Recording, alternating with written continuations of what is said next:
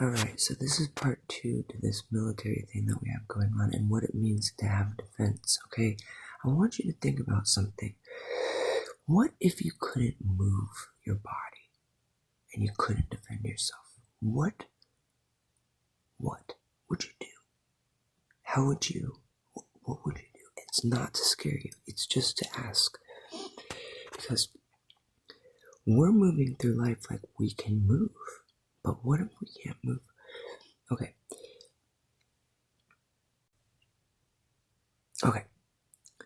In the United States is actually, in the little bit of research that I've done, and I haven't looked into it in at least 10 years, is actually has some good, has had some really good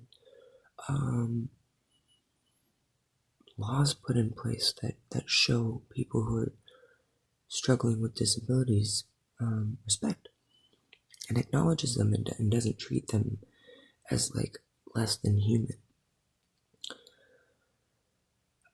So one of the groups of people that I learned about was the deaf community. Fascinating history. Okay, so a deaf person doesn't move through life thinking of themselves as a victim. Most disabled people don't move through life thinking of themselves as victims. Where it gets twisted is in our country.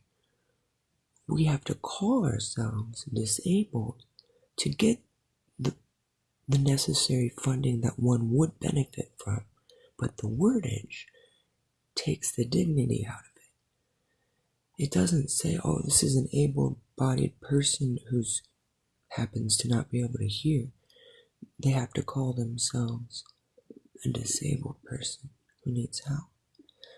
They're not being looked at as, well, I'll never forget this chick.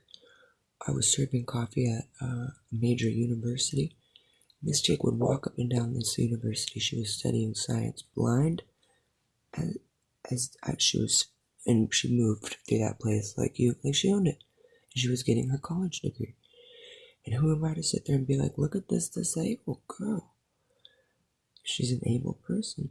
So the wordage is ridiculous. Like, it's getting ridiculous. It's okay.